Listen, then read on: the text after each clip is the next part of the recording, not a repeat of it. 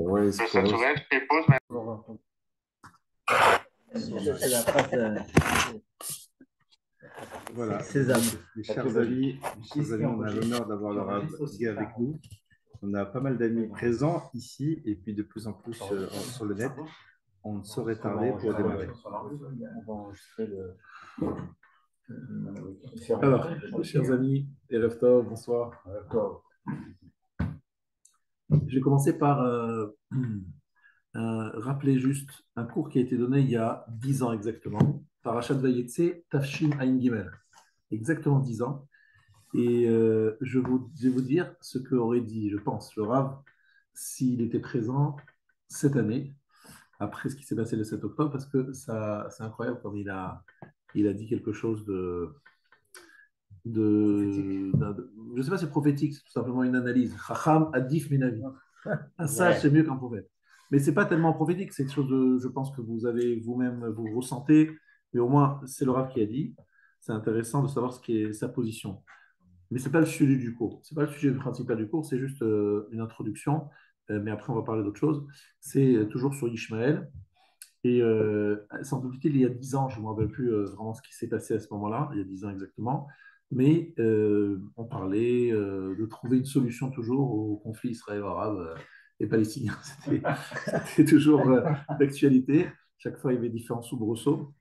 Et le Rav écrit, il a dit dans son chiot, et ça a été écrit, qu'en fait, il y a zéro solution. Voilà, il a dit très clairement, il y a zéro solution. Comment ça rassuré? Alors, s'il y en a une, il y en a une, mais pas celle qu'on pense. C'est-à-dire que il évoque ici le fait que la solution qu'on propose, c'est de leur faire peur, de leur donner, de les bombarder un peu là-bas, un peu ici, voilà. Il dit bon, ça c'est des solutions qui n'en sont pas, ça ne servira à rien. Vous verrez que ça reviendra. Et malheureusement, c'est vrai depuis 10 ans et ça risque de dire encore, même si on détruit totalement le Hamas, il y aura d'autres qui viendront, je ne sais pas d'où. Mais c'est pas ça qui va changer la chose. Alors, c'est quoi qu'il faut faire? Ben, c'est très simple. Sanhedrin, page 97b, Rabbi Eliezer Omer, Im Israël osim teshuva, nigalim. Ve'im lav, en nigalim. Si Israël font teshuva, ils sont libérés. Sinon, ils ne le sont pas. Amar le Rabbi Yoshua, Imen osim teshuva, en nigalim. Et là, Kadosh Baruch Hu ma'amid lahem melech, shegzerotav kashot kehaman, ve'Israël osim teshuva, u'machazira memutav. Rabbi Yoshua dit, s'ils ne font pas teshuva, ils ne sont pas libérés. Qu'est-ce que fait Hachem? Il met en place un roi dont les décrets sont durs comme celles de Haman, et Israël font teshuva. Voilà. Donc le Rambam, dans ses Ilchot Teshuva, il dit, c'est promis, le peuple juif fera teshuva à la fin du galop. Et ils seront à ce moment-là libérés. Alors, Haman, c'est pas obligatoirement d'être un Maliki, mais l'idée, c'est de dire qu'il y a des xérotes qui font peur, qui nous secouent, et qu'effectivement, la réaction sera du peuple juif, qui sera une réaction positive de Teshuvah. Ça, c'est ce qu'il disait le Rav il y a 10 ans, rappelant que toutes les solutions, entre guillemets, justement, c'est une situation où on se rend bien compte qu'il n'y a pas vraiment de solution. C'est ça qui est intéressant, c'est que tous ceux qui, j'ai entendu ça sur des analystes qui ne sont pas juifs, une vraie solution pérenne, ce serait quoi? De séparer en deux États, mettre un État palestinien et un État israélien. On sait tous que à un moment, je ne sais pas combien de temps ça peut durer, à un moment, il y aura des extrémistes qui vont s'installer, qui vont prospérer, et personne ne va leur vraiment faire la guerre entre eux. À un moment, on ne sait pas combien de temps ça prend, et ils vont simplement être juste à côté, à Jérusalem, à 2 pas de... Donc, il n'y a pas vraiment de solution, on va dire, pérenne. Donc, la vraie solution, c'est le fait que, justement, cette situation difficile nous pousse à nous dire, bon, on n'a pas de solution, qu'est-ce qu'on fait? La solution, c'est de faire tchouva et d'amener la Géoula. Ensuite, il a dit une deuxième chose, le Rav. On l'avait déjà cité, ce pirké de Rabbi Eliezer, donc c'est un midrash de Rabbi Eliezer Agadol, quand même. Shisha Nikreu Bishmotan Achelo Naladu. Il y a 6 personnages qui ont été appelés par leur nom avant leur naissance. C'est Yitzhak, donc on a donné le nom d'Yitzhak avant sa naissance. Il est annoncé déjà avant qu'il y ait Yitzhak, Ishmaël, Moshe, Shlomo, Yoshiyahu et Melech HaMashiach. Ces 6 personnages ont leur nom avant leur naissance. Ishmaël Minaïn, c'est d'où c'est Ishmaël, Vayomer la Malach Hashem, Inachara, Ben, tu auras un fils et tu l'appelleras Ishmaël. Donc c'est déjà prévu. Alors, pourquoi on va l'appeler Ishmaël? Atid lishmoa hakadosh baruch hu ben na'akat ha'am. Alors c'est très intéressant, les mots utilisés. Hakadosh baruch hu va dans le futur écouter la supplication du peuple, la prière, na'aka, on va voir où c'est écrit sur mon na'aka, c'est écrit nun, aleph, kuf, tav. Ça vous dit quelque chose, ce terme? Très bien, si ça vous dit quelque chose. Mima she'atidin bene Ishmael la'asot ba'aretz be'acharit hayamim.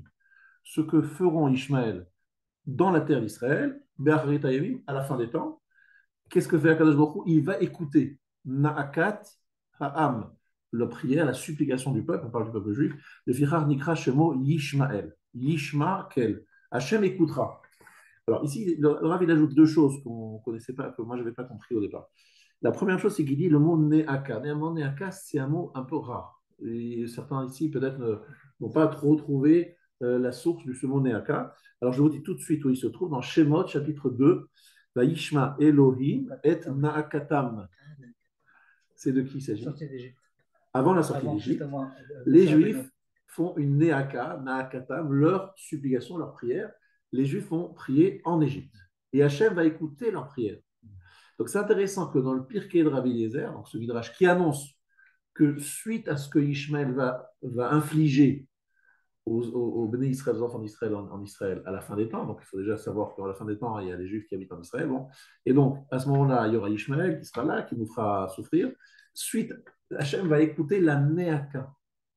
Pourquoi on utilise ce mot Néaka? Parce qu'on veut faire référence, dit le Rav, à ce qui s'était passé en Égypte. Pourquoi faire référence à ce qui va se faire en Égypte? Parce que la fin des temps, justement, c'est reproduction de l'Égypte. L'Égypte, souffrance, galoute, c'est la mère de tous les exils, et c'est la mère de toutes les galoutes, de toutes les géoulottes, toutes les délivrances ont comme origine l'Égypte. Donc, comme en Égypte, Hachem a écouté les supplications des Juifs et a envoyé Moshe Rabbeinu, ainsi, en Eretz Israël, suite à ce que les Ishmaélites feront, eh bien, nous allons prier sérieusement, comme il faut, et Akadosh Baruch Hu va écouter nos prières. Voilà un petit peu c'était un premier indice qui était très intéressant. Et je vous rappelle, parce que Ishmael est un futur, il ajoute quelque chose de très intéressant aussi, il est le fruit d'une fila. Ishmael, c'est une prière qui a été écoutée. C'est ça, c'est Hagar, qui est Hagar, on peut dire en français, c'est un mot proche. Elle est complètement désemparée. Égarée, voilà. Et qu'est-ce qu'elle fait? Elle prie. Et cette prière est entendue, elle est dans le désert, elle se cherche, je ne sais pas où elle va. Et à ce moment-là, l'ange dit, Hachem a écouté ta prière. C'est-à-dire que Ishmaël est le fruit d'une prière écoutée. Shama quel Hachem a entendu ta prière. Eh bien, Ishmaël va être celui qui va créer une prière, va produire une prière qui va être aussi écoutée et qui est celle du sauvetage des Israël à la fin des temps. Ce que les Ishmael vont faire à la fin des temps. Alors, le Rav répond, il insiste, d'accord. Il dit Boré Haolam, le maître du monde, Mina et Ishmael, a nommé Ishmael, Liot Melech Kaché Ka'aman, il lui a donné le rôle d'être un roi dur comme Haman. Chez Aliado, Anachnu Niyeh Chayavim Mitpalel, par lui, nous serons obligés de prier, mais la prière sera écoutée. Ça m'intéresse parce que ça fait 10 ans qu'il a dit ça et c'est vraiment d'actualité. Il me semble que le Naaka, c'est un surplus de corvée, qu'ils ont des surplus de souffrance. Alors, c'est vrai effectivement que juste avant, il y avait une surplus de souffrance. Pourquoi? Parce que à ce moment-là, comme vous le savez, il y a eu on leur enlevait le poids. Mais c'est surtout aussi autre chose. Ils avaient pris les enfants et ils se trempaient dans un bain du sang des enfants juifs. Pourquoi? Parce il avait eu la lèpre et que ses médecins lui avaient dit c'est très bon de se faire des bains dans du sang des enfants juifs. Donc ils égorgeaient les enfants pour prendre eux et ils faisaient ça matin et soir. Chorège de Hamas. Donc vous voyez, c'est un néaka parce que les juifs n'en pouvaient plus. Quoi. C'est une horreur, c'est de faire avec des enfants. Incroyable de retrouver cette similitude. Maintenant, il ajoute encore un autre élément que je trouve aussi très intéressant à vous rapporter. On sait tous qu'il y a une phrase qu'on connaît tous, à Kol Yaakov, Vayadam Yedeasav, d'accord? Euh, alors, ici, il nous cite un Rashi. Ce Rashi, vraiment, il m'a impressionné parce que je n'avais jamais réalisé de ce Rashi. Ce Rashi, en fait, c'est dans le chapitre 27, Passouk 22, donc 27-22. Et on va essayer de revoir ce Rashi. Donc, on va à Kol Yaakov, donc la voix et la voix de Yaakov, Vehayadaim, Bnei Esav. Donc, c'est bien ça, hein, c'est une phrase qu'on connaît. Euh, alors, dans Bamidbar, alors c'est ça qui est intéressant, sur Rachid et Palchanit Mechila, il est dans Bamidbar. Là, c'est le verset Kal Yaakov, c'est dans le chapitre 27, verset 20 de Bereshit. Mais dans Bamidbar, chapitre 20, voilà. Dans Bamidbar, chapitre 20, donc on va le retrouver rapidement. Là, il y a un Rashi. Et ce Rashi-là, il est mais vraiment mechoudash, c'est-à-dire nouveau. Il dit quelque chose que peut-être on aurait lu rapidement, mais grâce à Rav, on va peut-être bien. Vayishlach, Moshe Malachim Kadesh El Melech Edom. Donc Moshe envoie des messagers, des émissaires depuis Kadesh vers le roi d'Edom. Kohamar Achicha Israël, ainsi a dit ton frère Israël. Atayadata, tu savais, et Kol Atela'a Asher Metzaatnu. Tu connais toutes les tribulations qui nous ont accablés. Alors attention, qu'est-ce qu'il dit ici? Il dit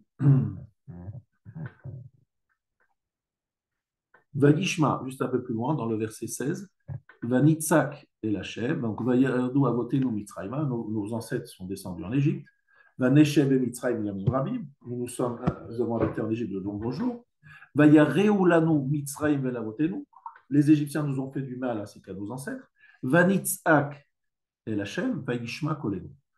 Nous avons imploré Hachem et il a entendu notre voix. Très intéressant. Vayishma Kolenu.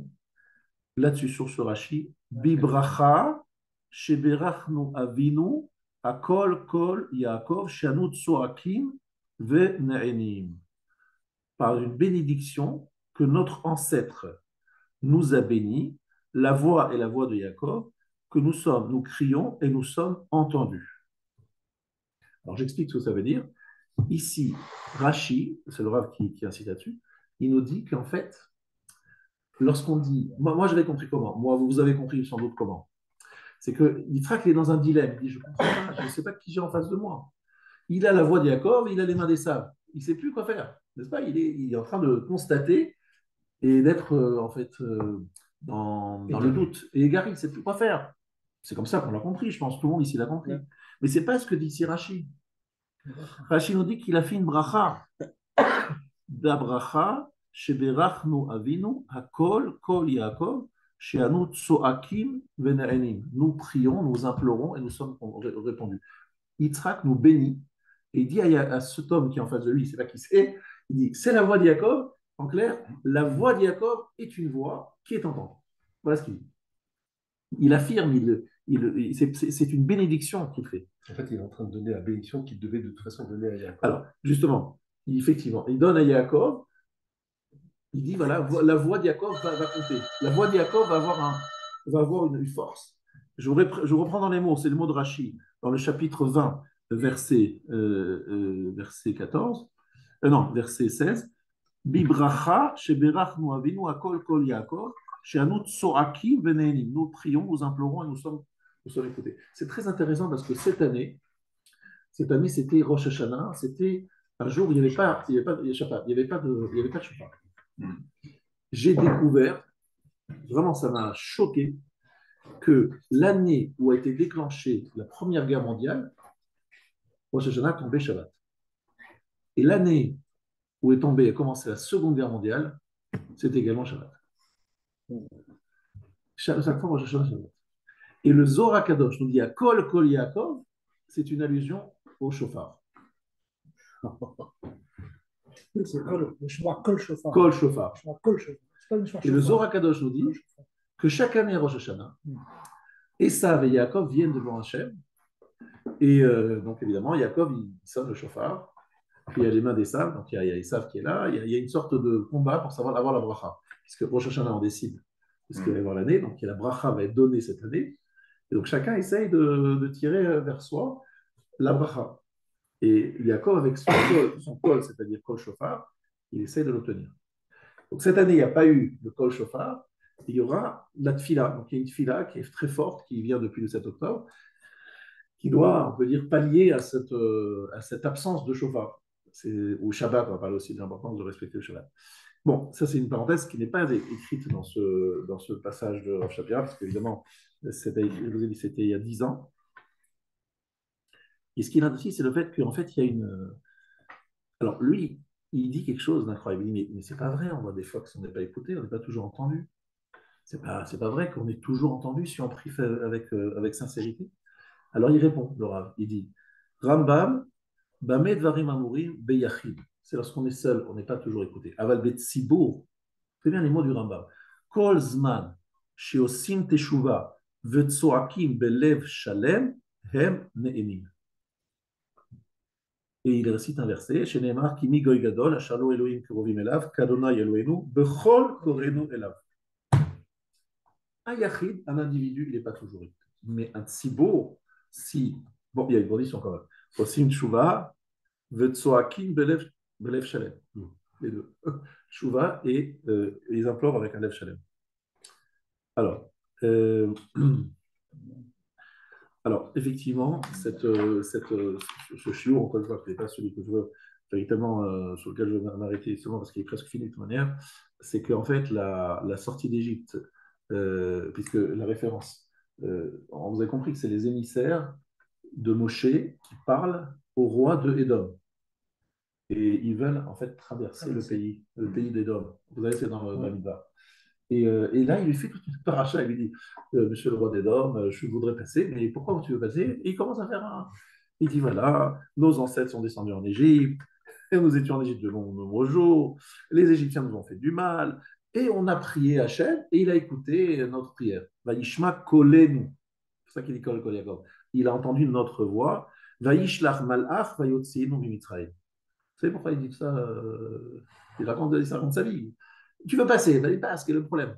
Il dit, tu sais, Esav, nous, on a accompli ce qui est écrit dans le Brit Ben Abtarim, l'alliance entre les morceaux, où il est écrit qu'il y aura des exils et que celui qui aura passé l'exil, traversé l'exil, aura droit à Eretz Israël. Bon, c'est un peu la condition. Toi, tu n'as pas payé ta part, tu n'étais pas en exil. Nous, on était en exil. On était en Égypte. Toi, tu n'as pas payé ta part. Donc, tu n'as pas droit en Eretz Israël. Donc, là, nous, nous passer parce que, quelque part, on a pris à ta place, quoi. Puisque tu es aussi descendant d'Abraham. Donc, tu es aussi concerné par cette alliance. Et tu n'as pas payé ta part. Ta quote-part, tu ne l'as pas payée. Donc, tu n'as pas Eretz Canaan. D'ailleurs, tu ne le réclament pas. Tu ne le réclame pas. Le pays de Eretz Israël n'est pas réclamé par Esav parce qu'il sait que c'est réservé à Israël parce qu'il a travaillé durement en Égypte. Donc, c'est ce qu'on lui explique. Laisse-nous passer parce que, quelque part, on a pris à ta place. La difficulté de. Mais donc, c'est intéressant de voir cette bénédiction qui s'appelle Kol Yaakov. On prie, on est écouté. Maintenant, il y a un Pirkei de Rabbi Eliezer dans le chapitre 30. Alors là, il faudrait qu'on l'étudie un jour vraiment à fond parce que c'est vraiment un sujet plus d'actualité, c'est difficile. Chamisha Sardvarim Atidin Ben Ishmael Asod Ba'aretz Ba'chariteya. Ishmael va faire 15 choses en Eretz Israël à la fin des temps. Donc il dit les 15 éléments, et très franchement, c'est pas facile à comprendre. Moi-même, j'ai du mal à comprendre. Et la raison pour laquelle je vais le comprendre, c'est que je n'ai pas vu non plus la source, parce qu'il faudrait que je retrouve ce Pirkei de Rabbi Eliezer, mais ça vaudrait la peine qu'un jour on en fasse une vraie étude. Le 15, vraiment. Comme le 15 choses. Non, mais comme 15 étapes. Tu sais, oui, effectivement. Effectivement, sortir d'Égypte. Sur l'Égypte, les 15 Shiramalot. les charmalot. Oui, c'est ça. Veloed, Yimdedou et Haaretz Vechavali. Je vous donne quelques lectures parce que je ne vais pas vous donner tous les 15, mais ils vont mesurer la terre avec des cordes. À quoi on fait allusion? Parce que c'est vrai qu'à l'époque, pour mesurer, ils avaient souvent des fils qui avaient une certaine. Je ne sais pas à quoi ils pensent. Vayasu betakvarot le marbet son ashpatot. Veimdedou bahem umehem kol al rashi harim veyarbe hasheker. Le mensonge, bon, ça va, il y a un peu de mensonge. Les petits gosses à émettre, la vérité sera complètement mise de côté. Veyichak rok min Israël. Veyirbu avonot be Israël. Il y aura beaucoup de fautes dans Israël. Chez l'Itola. Il y a beaucoup de choses, mais je sais pas le sujet que je voulais étudier ensemble aujourd'hui. Mais il y a 15 choses dont une partie est déjà en train de, c'est déjà mis en place. Continue Rabbi Eliezer. Ubi Mehem, à l'époque de Ishmaël, en Eretz Israël, à la fin des temps, il y a Amod Tzemach ben David. Il viendra Tzemach, fils de David, donc c'est le Mashiach. D'accord? Mais d'où il viendra? Il va pousser à ce moment-là, lorsque Ishmaël mettra en place ces 15 choses à la fin du temps en Eretz Israël. Et on parle de 3 guerres. Il y aura 3 guerres que vont faire les Bnei Ishmaël avec Israël à la fin des temps. Et on nous parle aussi du fait qu'il y aura 2 princes, 2 frères qui seront des chefs, 2 frères qui seront des chefs chez Ishmaël. C'est à cette époque-là qu'il y aura le Mashiach. Vous savez que c'est assez mystérieux. Alors, il te dit, le Rav nous dit, on peut passer des heures à écouter la radio, les commentaires, les prévisions de tous les commentateurs dans les médias. On perd notre temps. Et les forums, et les colloques, et les conférences internationales, et les machins, on perd notre temps. Il y a une seule chose à faire, et elle est urgente. C'est la Teshuvah et la Tefila. Pourquoi vous dites Tzemach Ben David? Tzemach, c'est le nom d'un personnage ou c'est le nom du Mashiach? Oui, Tzemach, c'est le nom du Mashiach. C'est le nom du Mashiach. Ah oui, Tzemach, oui, c'est un des noms du Mashiach, ouais, exactement. C'est notre nom. Enfin, Tu connais ton Mashiach? non, non. Ah, ok. Le nom de Verdugo vient de là. C'est un bourgeon en espagnol. C'est Tsema. C'est pour ça que je. Alors, Hmm? alors ici, le problème, il dit le Rav, c'est que notre problème à nous, c'est qu'on n'attend pas vraiment sa venue. Bon, ça, c'est une chose qui répète souvent. Est-ce que vraiment la voix de Yaakov se fait entendre? Est-ce que vraiment il y a une attente de la venue de Mashiach?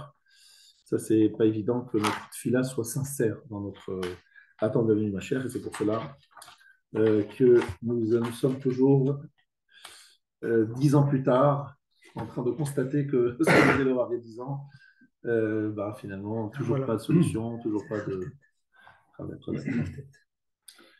Alors, maintenant, je vais commencer vraiment le sujet que je voulais aborder cette semaine. C'est un sujet que le Rav a abordé, qui était en fait un sujet lié très intéressant sur la dimension de Yaakov. Vraiment l'étude sur la dimension, qui était Yaakov et quel est son apport dans l'histoire. Donc, il y a beaucoup de références dans Toldot, un peu moins dans Vayetse. Dans Vayetse, le Rav nous avait dit plusieurs fois, il a écrit dans son livre Emouna, que ce que Yaakov fait, c'est tout simplement, au début de la paracha, le rêve du Soulam. Il appelle ça donc la Kedusha, la notion de la Kedusha, c'est-à-dire faire le lien entre ciel et terre. Le lien entre ciel et terre, parce que la Kedusha, c'est sanctifier la matière. Donc ça, c'est le savoir-faire de Yaakov, sa particularité. On ne dit pas qu'Abraham il est Kadosh, on ne dit pas que Yitzhak est Kadosh, on dit que Yaakov est appelé Kadosh. Et cette Kedusha lui permet, c'est cette capacité de réunir, alors, les 12 pierres qui deviennent une pierre, qui veulent dire, en fait, d'après le Maharal, que Yaakov, il a cette capacité de transcender la matière. C'est ça que ça veut dire. Mais c'est pas on va comprendre, on va peut-être comprendre, j'espère, dans ce shiur, ce qui se passe à la fin de l'Amida, enfin, pas la fin, excusez-moi, la troisième bénédiction de l'Amida, Atakadosh, Ve'eshimcha Kadosh, Ubdoshim V'cholam. On répète 3 fois Kadosh, de qui on parle? Réfléchissez, la première bracha, c'est Magen, Avraham. La deuxième bracha, c'est Atagibor, c'est Yitzhak. Donc la troisième, c'est Yaakov. Vous n'avez pas besoin de moi pour le savoir. C'est bien Yaakov dont on parle. Or, on parle de Kadosh. Atakadosh, Shima Kadosh. C'est bien la mida, le trait de caractère de Yaakov. Ça, c'est un point. Mais on dit aussi Kadosh, Kadosh, on dit Baruch Kevod Hashem Imkomo. La notion de Kavod. Et là, effectivement, le Rav veut développer cette notion de Kavod. Et il dit qu'en fait, c'est ça l'apport de Yaakov. On va essayer d'expliquer ce que ça veut dire, etc. Pour comprendre cela, je vais rappeler une question qui est le début de Toldot. Et les Toldot, Yitzhak ben Abraham. Abraham volide et Yitzhak. Voici la descendance de Yitzhak, fils d'Abraham. Abraham a donné naissance à Yitzhak. Bizarre ce verset. Alors Rachel explique. Il dit qu'en fait, on le savait. Bon, le mot, il dit rien de spécial dans Rachel. Le verset, on sait qu'Abraham a donné naissance à Yitzhak. Mais c'est parce qu'il y avait des Litzanim. c'est-à-dire des moqueurs, des gens qui raillaient, qui se moquaient, voilà. De quoi il parlait ces gens-là? Il disait, regardez. C'est pas son fils. Voilà, c'est pas son fils. Pourquoi? Parce que Sarah a été kidnappée, c'est-à-dire par Abimelech. Tout d'un coup, elle est enceinte. Elle est mariée depuis des dizaines d'années avec Abraham. Il n'y a rien qui se passe. Et elle est chez Abimelech quelques instants, quelques heures, quelques jours. Et maintenant, elle est enceinte. Donc, en deux mots, rien à faire. Yitzhak, ce n'est pas du tout le fils d'Abraham. C'est pour ça que le verset insiste. Abraham, Holid et Yitzhak. C'est bien Abraham qui a donné naissance à Yitzhak. Et d'ailleurs, pour il y a une ressemblance incroyable, c'est-à-dire le visage de Yitzhak a été à l'identique d'Abraham. C'est ce que dit ici Rachid. Pour répondre à ces letzanim. Donc c'est intéressant cette notion de letzanout qui. C'est assez étonnant qu'on veuille absolument répondre à des moqueurs. Est-ce que vraiment c'est gênant? Bon, il y a des gens qui se moquent, il y a des gens qui parlent. Bon, parce qu'il faut vraiment répondre à ces gens-là. En tout cas, voilà ce qui est écrit. Et ce qui est intéressant, c'est pourquoi ça se dit ici.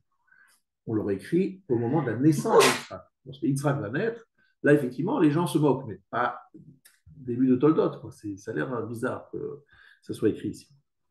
Alors, on va essayer d'expliquer, mais c'est pas une question énorme, mais c'est juste parce que vous allez voir comment à la fin, vous allez comprendre la construction de ce chiot. Alors, Yaakov et Esav sont dans le même ventre. Ishmaël n'est pas dans le même ventre que Yitzhak. Mais Yaakov et Esav sont dans le même ventre. C'est pas par hasard. C'est pas par hasard.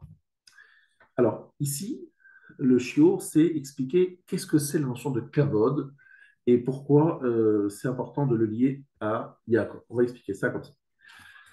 Alors, pour l'expliquer, il faut d'abord rappeler que lorsque le Rashi explique Shne Goyim Bevitner, deux peuples, parce que Rivka, elle est très embêtée, elle dit, je ne comprends pas, c'est la bousculade dans mon ventre, elle ne comprend pas ce qui se passe. Elle va consulter, bizarrement, elle ne va pas demander à son mari, elle va voir Shem Vaïver, et on lui dit Shne Goyim. Donc, a priori, on traduit Shne Goyim, deux peuples. Mais Rachid donne une autre explication. Shne Geim, c'est-à-dire deux notables, deux personnages illustres, qui sont Rabbi et Antoninus, Antonin. C'est juste que Rabbi s'appelle Rabbi Yehuda Hanassi. Rabbi Yehuda Hanassi. Nassi, c'est Nitzot Shel Yaakov Avinu. Il est l'étincelle en acrostiche. Il est l'étincelle de Yaakov Avinu. Et Antonin, c'est le fils, le descendant, parce qu'en fait, il est le Chavruta, on peut dire, le Chaver de Rabbi. Et Rabbi, il a le top, il est au top. Riche, il a le kavod, il est le patron, il est le nassi. C'est l'homme qui réunit Torah et Gedula. La Torah, une connaissance de Torah incroyable, et une Gedula, une importance. Il a tout ce qu'il faut. Il a la richesse, le pouvoir, il est bien avec les Romains. Et c'est pour cela que Rabbi Yehuda Hanassi va écrire la Mishnah.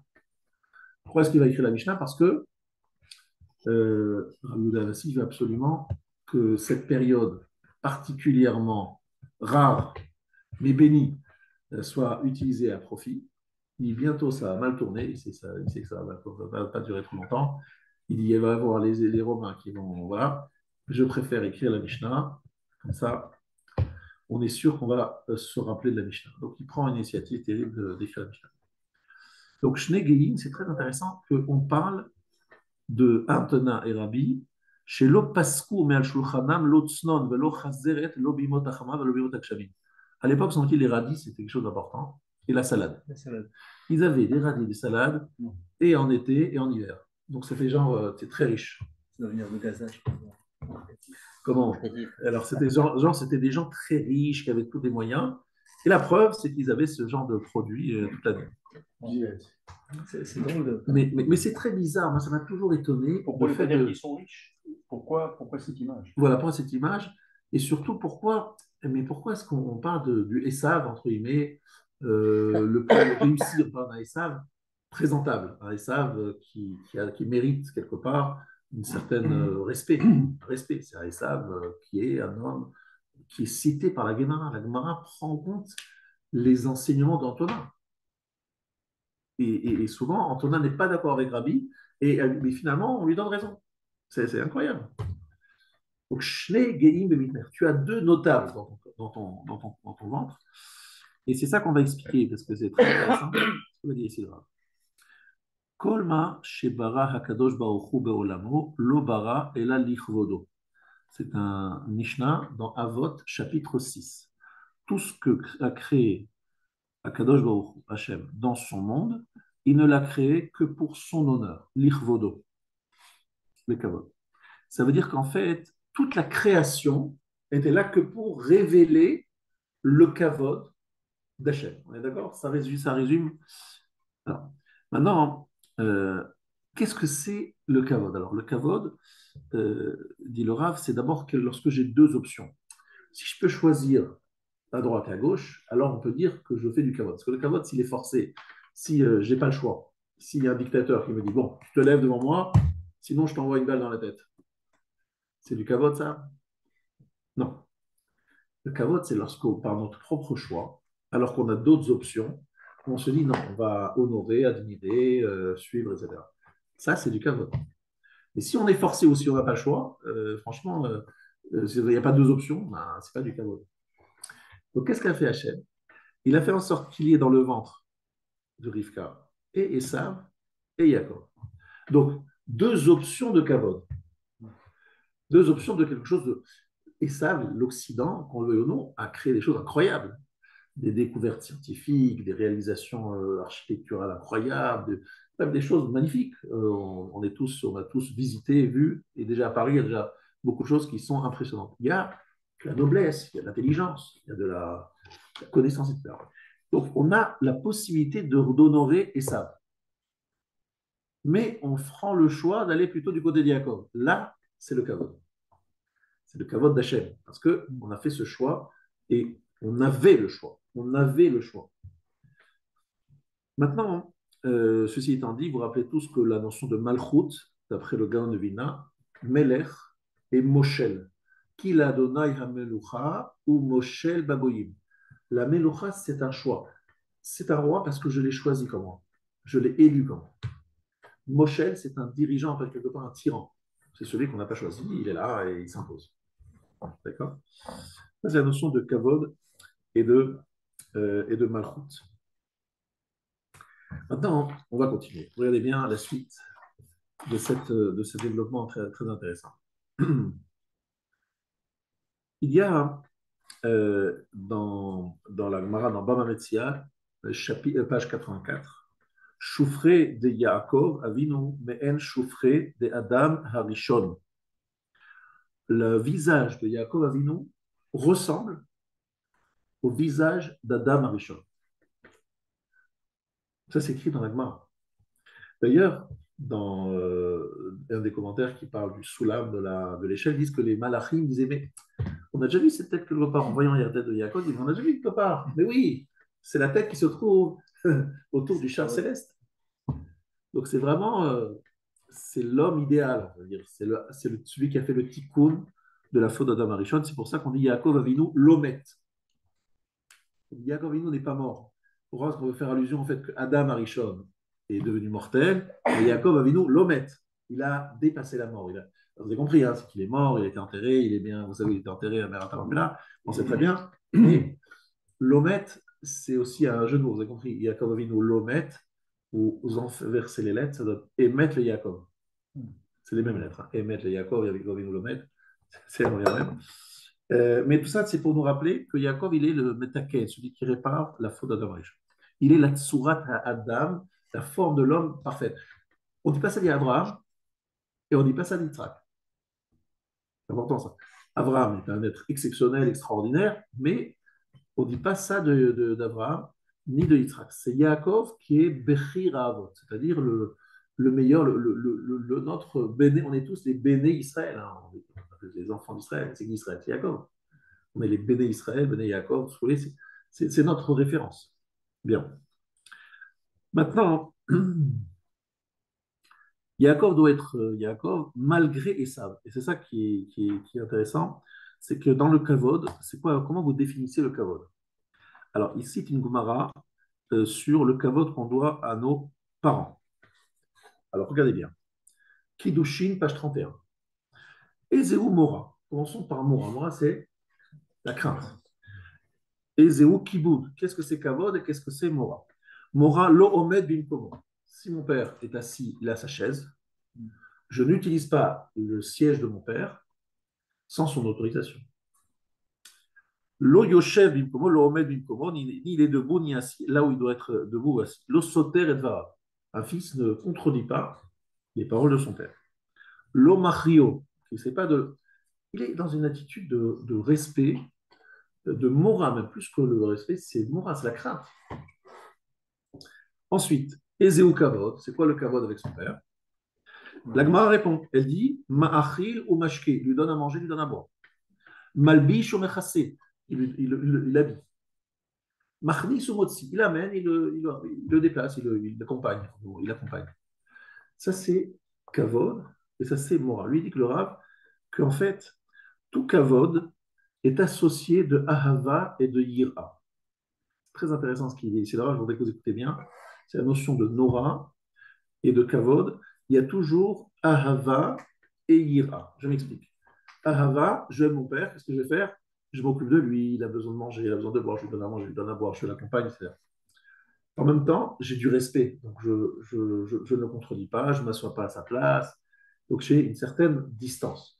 Et il dit que c'est toujours un mouvement d'aller-retour. Je vais vers lui, mais à un moment, attention, je ne veux pas outrepasser parce que je l'aime. Non, je respecte. Donc je recule. Je vais, je recule. Ça, c'est la mida de Yaakov qu'on appelle Manora Hamakomazé. Manora Hamakomazé. Là, Yaakov instaure une dimension qui s'appelle Kavod. Et c'est quoi Kavod? C'est l'association de Abraham et de Yitzhak. Parce que Abraham, c'est Ahava, Yitzhak, c'est Yira. Et qu'est-ce qu'il fait Yaakov? Il fait les deux ensemble. Tiferet, il réunit. Mais comment il réunit? Il dit je vais vers et je recule. C'est-à-dire, le kavod, c'est un peu de l'admiration. C'est pas juste un respect distant de quelqu'un qui a peur. Non, c'est admirer. Et donc, pour cette raison-là, garder ses distances, mais en même temps, vouloir aller vers. Je veux le voir, je veux le fréquenter. C'est ce mouvement de va-et-vient, kavod et mora. Vous comprenez ça? Et c'est pas contradictoire, même si c'est ahava, ira, c'est contradictoire, l'amour et la crainte. Le croyant, selon Rambam, il doit évidemment avoir les deux qualités, aimer Hachem et le craindre, d'accord? Je vous dis les mots du Rambam dans Yesodé Torah. Hakel hanichbad vehanora azeh. Ce Dieu nichbad, nora, redoutable et qui mérite notre respect. Mitzvah le ahavo ou le yira oto. C'est une mitzvah de l'aimer et de le craindre. On se retrouve dans les brachot. Ata, le tutoiement, et le kenu. Exactement. Et en même temps, ata qui veut dire proximité, donc voilà, ahava, et puis en même temps, la distance avec le kenu. Et comment ça commence? En fait, je vais vers Hachem parce que je l'aime, je suis attiré, et puis à un moment, je me réalise, mais qui suis-je devant Hachem? Je suis rien, donc je recule, puis après je retourne et je reviens. C'est ce mouvement d'aller-retour. C'est Abraham et Yitzhak. Abraham, chesed, une proximité avec Hachem, l'ami d'Hachem, et Yitzhak, c'est le respect, la crainte et la retenue. D'accord? Jusque-là, je pense que c'est. Ça s'appelle l'équilibre entre les deux. Alors, et justement, Yaakov, il fait l'équilibre entre les deux. C'est cette capacité de réunir ces deux choses. Il est Yoshev Ovalim. Il est assis dans les tentes. C'est quoi les tentes au pluriel? Il est assis dans plusieurs tentes. Il est des fois tantôt dans la tente de Abraham et tantôt dans la tente de Yitzhak. Yoshev Ovalim au pluriel. Il va une fois dans la tente. Des fois, il développe la ahava, l'amour, et des fois, il développe la crainte. C'est des mouvements, un aller-retour. Ça, c'est la dimension de Kavod. Il dit quelque chose de magnifique. Que dit la Mishnah dans Avot chapitre 4? Elle nous dit Shlosha dvarim motzim et adam min haolam. Il y a trois choses qui font sortir l'homme du monde. Est-ce que vous les connaissez, les trois choses qui font sortir? Atava, Akina et Akavod. Donc, la jalousie, la passion et la recherche des honneurs font sortir l'homme du monde. Analyse du Rav. Alors, Chesed Pasoul, la générosité qui est pas bonne, mauvaise, c'est la tava. Pourquoi la Tahava? Parce qu'en fait, lorsqu'un homme il va avec une femme avec laquelle il n'a pas le droit d'aller, quelque part, il fait un acte de chesed. Parce qu'il a satisfait, il est très content, merci beaucoup, etc. Sauf qu'elle est mariée et qu'à ce moment-là, c'est une passion mais qui est mauvaise parce que tu lui donnes, mais tu ne dois pas lui donner justement celle-là. Tu dois donner à ta femme, pas à la femme du copain.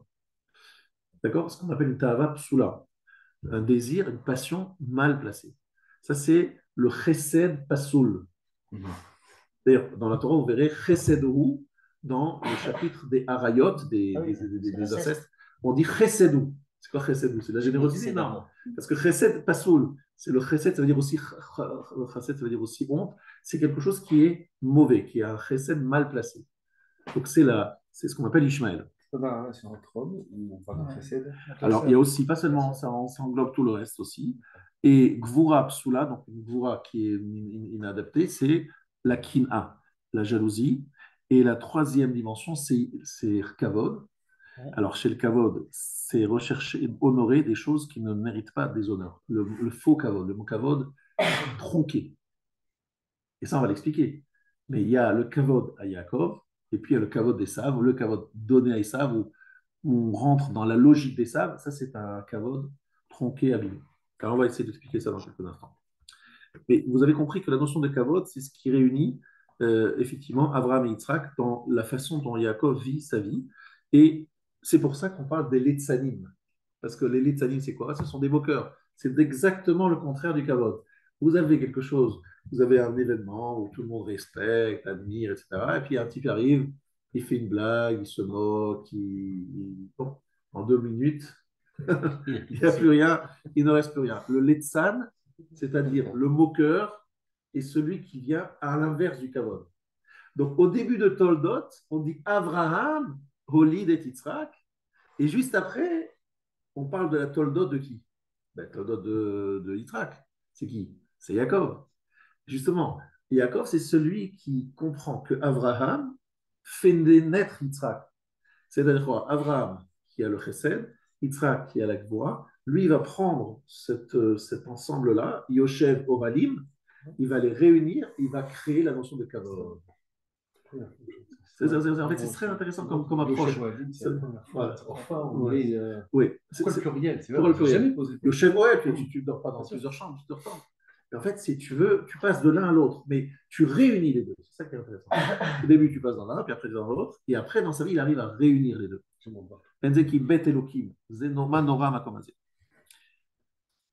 Maintenant, le côté, on va essayer maintenant, dans ce deuxième partie, expliquer c'est quoi le kavod de Esav et c'est quoi le kavod de Yaakov. On va expliquer que c'est vraiment deux approches totalement différentes. Il faut bien les définir parce que c'est vraiment quelque chose dont on a besoin tous les jours. Alors, on a commencé à avoir un petit indice parce qu'on vous a dit que le visage de Yaakov ressemblait à celui de Adam Arishon. Alors, c'est le Maharal dans le Sefer HaNetzach, chapitre 16. Choufré de Yaakov Avinu me'en choufré d'Adam Arishon, alors que les habits de Adam Arishon sont chez Esav. Vatika Rivka et bigde Esav bena hagadol chamudot asher ita babayit. Donc le Maharal dit, le visage d'Adam Arishon, c'est Yaakov, les habits d'Adam Arishon, c'est Esav. Notion de lévouche, d'habits, et d'après la faute. Voilà, exactement. Donc on a ici quelque chose de très intéressant, c'est qu'en fait, un, il prend l'habit, et l'autre, il prend le etzem, c'est-à-dire le visage, c'est son éclat, son pnimiout. Alors, qu'est-ce que ça veut dire? Alors évidemment, on comprend tous que là où on veut aller, ce qu'on veut aller, c'est tout simplement expliquer que, en fait, quand est-ce qu'arrive la notion de l'habit? Lorsqu'il y a eu la faute. Avant la faute, on était sans habit, on était nus. D'accord? D'ailleurs, c'est écrit que celui qui risquerait de devoir aller, on va dire, nu, parce qu'il a vu que, par exemple, il avait un talit, des habits où il y avait des tzitzit, mais les tzitzit sont plus cachers. Donc, il n'a pas le droit de marcher avec des tzitzit, sans tzitzit. Il a un habit à 4 coins, donc il doit l'enlever. Mais il se trouve à l'extérieur. Donc, on dit, est-ce qu'il a l'obligation de se déshabiller devant tout le monde, à l'extérieur, ou on peut lui dire, bon, allez, attends un petit peu, va te réfugier dans des toilettes ou dans un endroit public, dans un endroit, pardon, dit discret, Alors on dit que le kavod de l'homme, le respect de l'homme, passe avant et il peut, entre guillemets, outrepasser cette interdiction de la Torah uniquement, évidemment, le temps qu'il faut pour se mettre à l'abri par respect du kavod, par kavod de l'homme.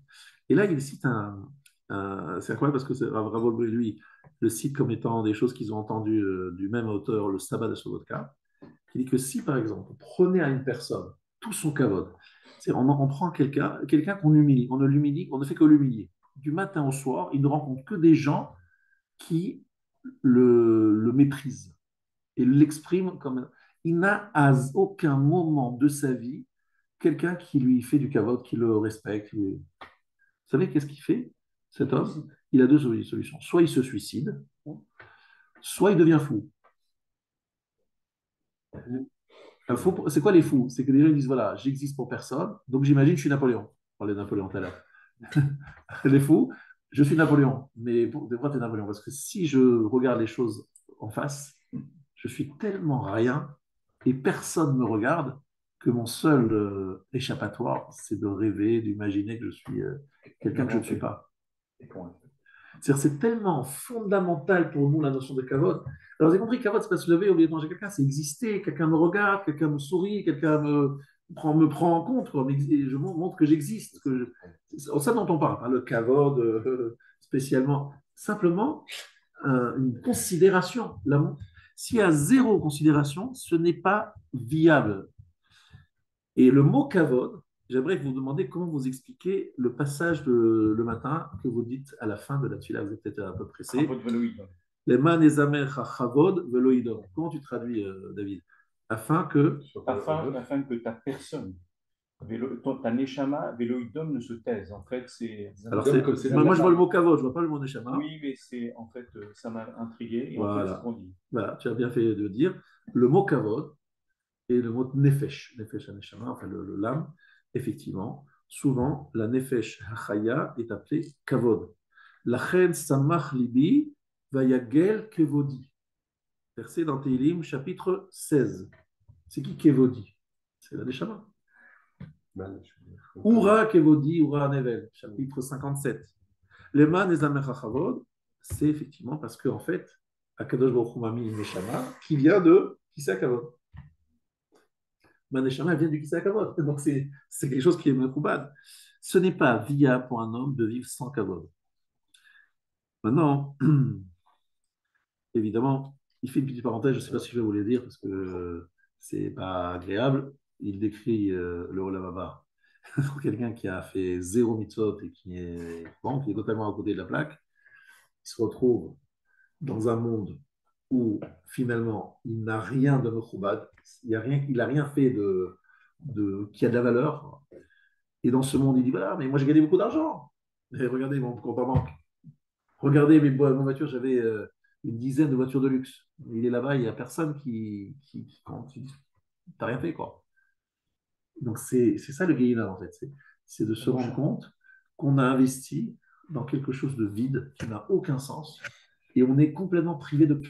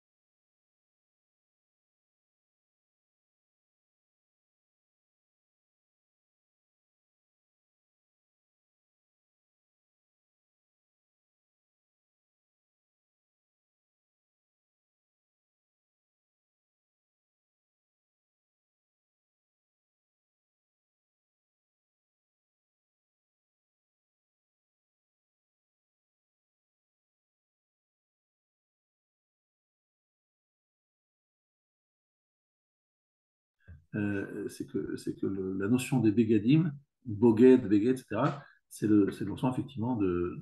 Lui, c'est ce que le Rav il nous disait, mais ça je me rappelle, c'était hier. Il avait un cri du cœur, un cri qui sortait de ses tripes, on vit dans un monde de mensonges. C'était ça son grand leitmotiv, le monde du mensonge, alors qu'elle aimait de Jacob. Dire les valeurs prônées par le monde sont des valeurs complètement inversées. Voilà. Et c'était vraiment le cri de son cœur. Alors que Titen aimait et Yaakov, et c'était en fait, lorsqu'on aspire à la fin des temps, et c'est ce qui vraiment, je le voyais toujours en train d'aspirer à la venue du Mashiach, il était enterré de la mâche en face du Kodesh Kodashim, hein. Il est vraiment à quelques encablures en face de sa tombe, on voit vraiment l'endroit du Kodesh Kodashim. En fait, il était toute sa vie, il est mort le 10 Tevet. Il est mort le 10 Tevet, et Motzei Shabbat, au moment où le Beth Amikdash était détruit. Le Beth Amikdash était détruit fin Motzei Shabbat, il est niftar le 10 Tevet, Rav Shapira. Et son aspiration, mais vraiment, tout le temps, c'était. Et qu'est-ce qu'il nous disait? Sipita le Yeshua, est-ce que tu aspires à la fin des temps? Mais c'est quoi aspirer à la fin des temps? C'est pas le venir de Mashiach. Pour nous, c'est le Mashiach qui va résoudre nos problèmes avec le banquier, avec la belle-mère, avec le Hamas. C'est ça le Mashiach. Il va nous régler nos problèmes.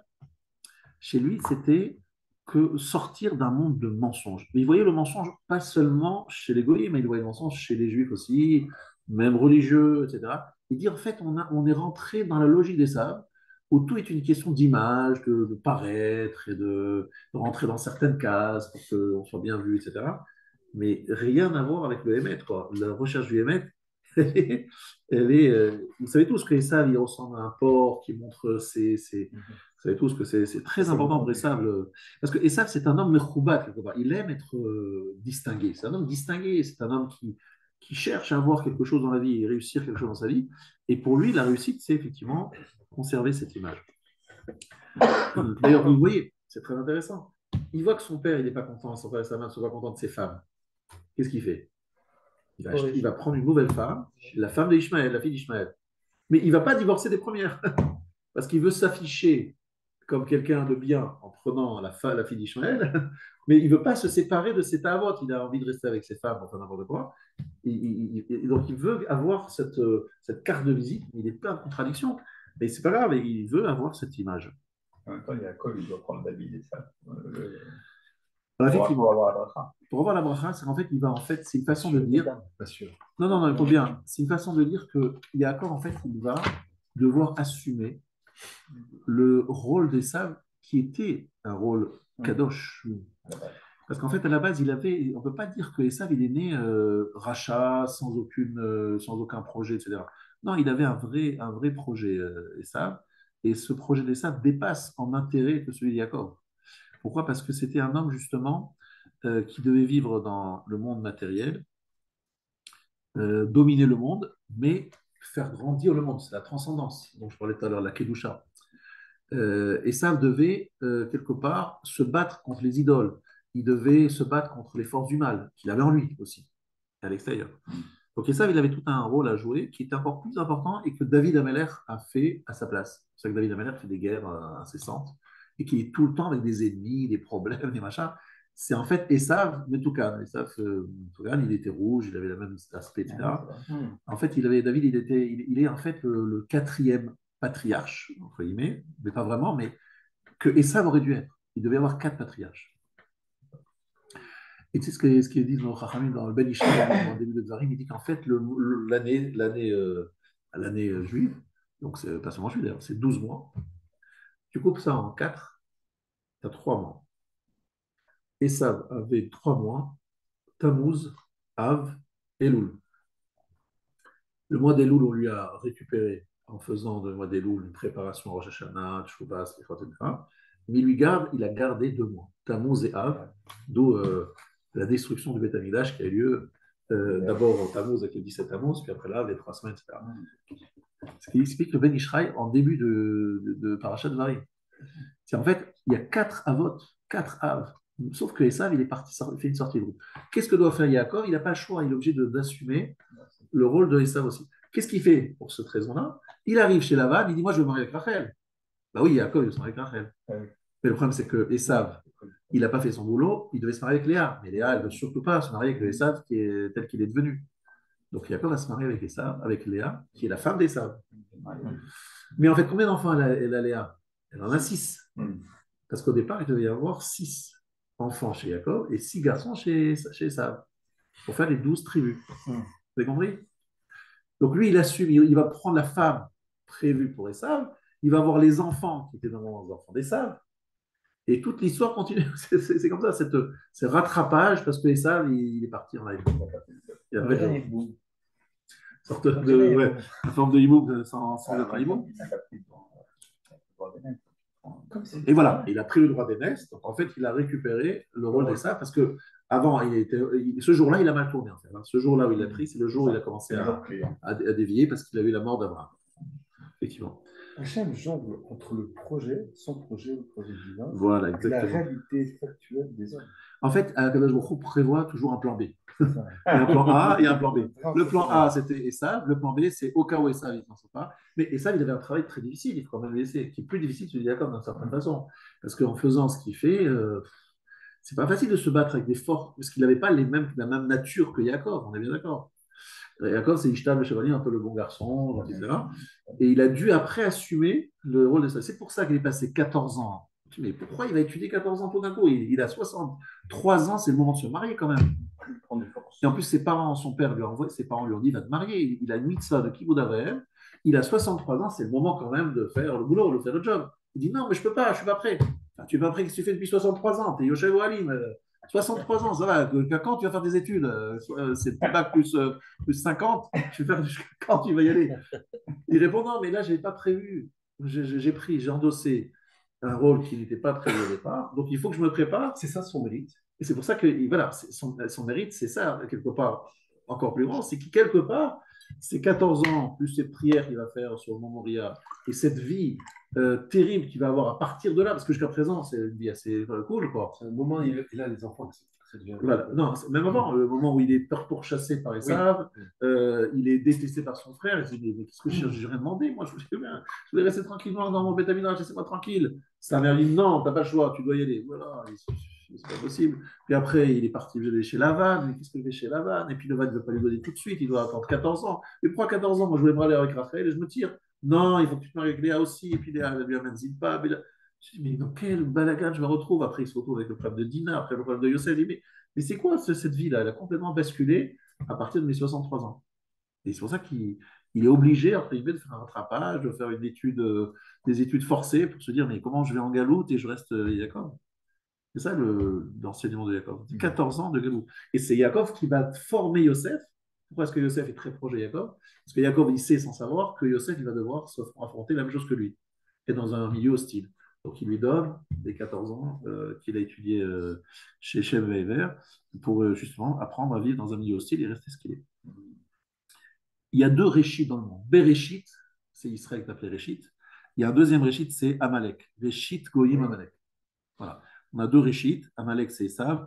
Donc, en fait, ces 2 Réchit s'opposent. En fait, c'est des chefs, c'est des patrons, des gens importants, des gens qui ont une valeur, Esav, c'est quelqu'un voilà, il ne faut jamais le regarder comme étant un monsieur, de manière, vous voyez bien, c'est des gens qui ont des choses, qui sont intelligents, qui ont des choses à dire, mais surtout, ils sont des donneurs de leçons, surtout en ce moment.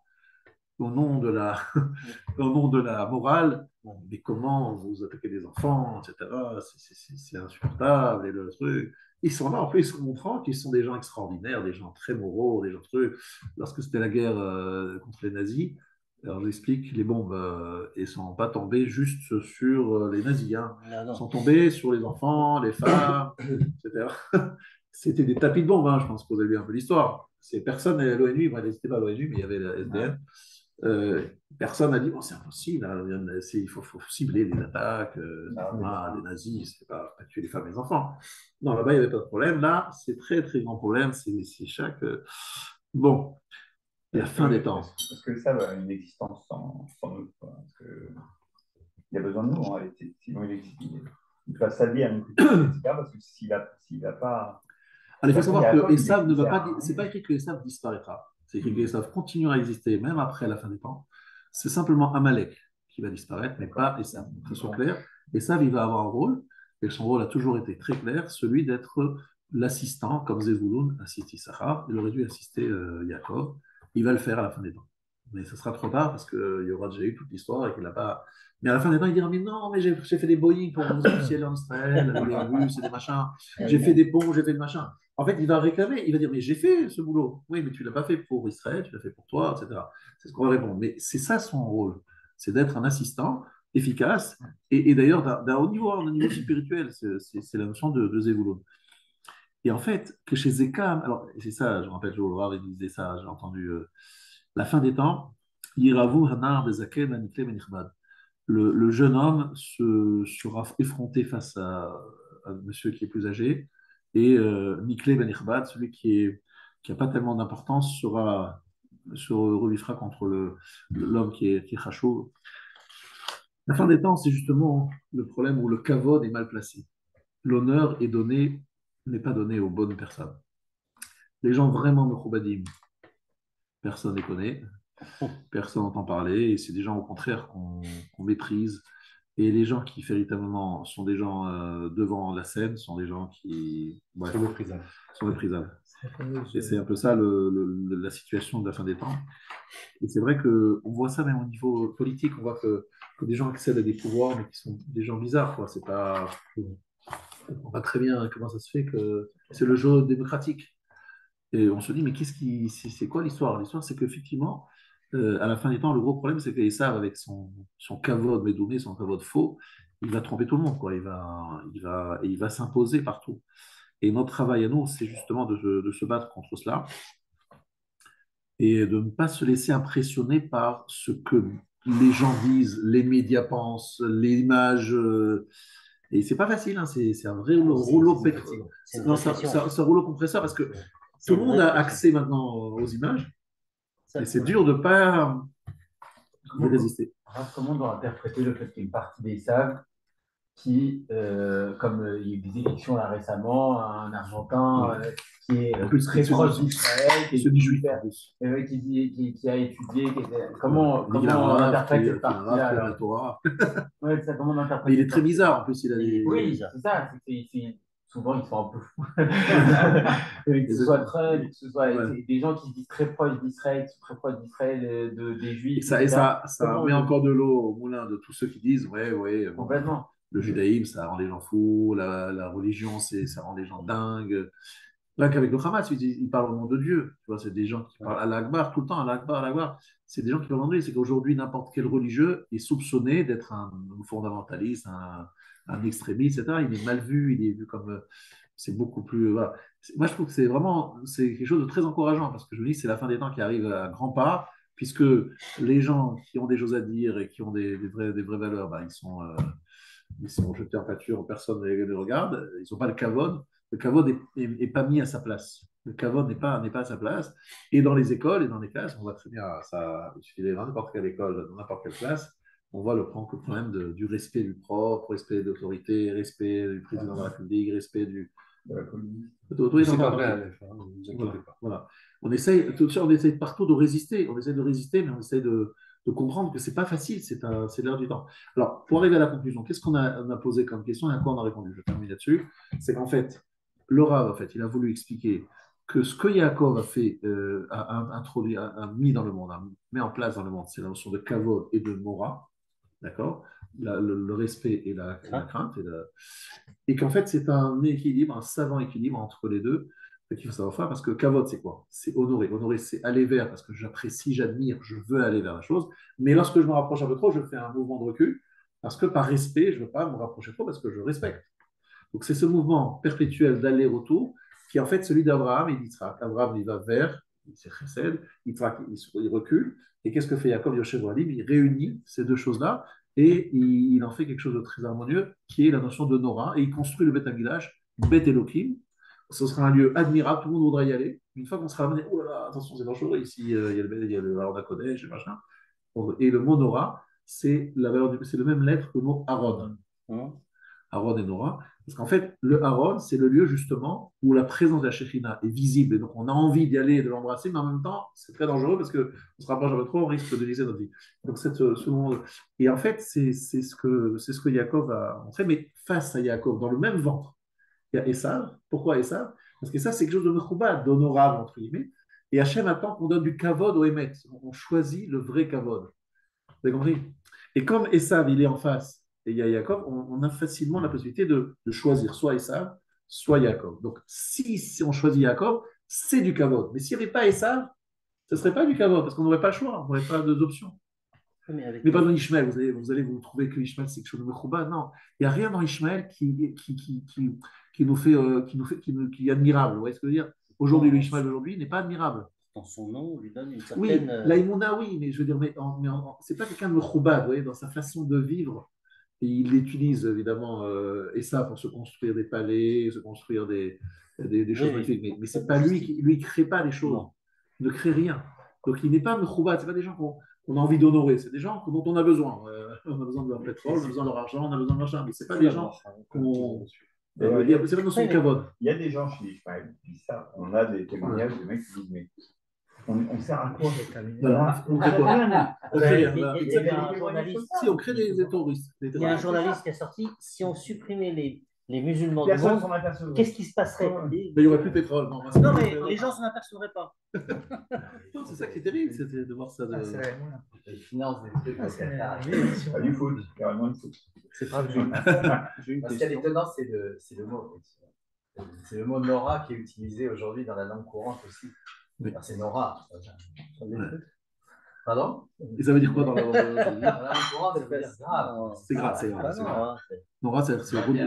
à fond. Quoi. Nora. Peut-être. Comment il s'appelle Charles. Non, je sais que- je sais.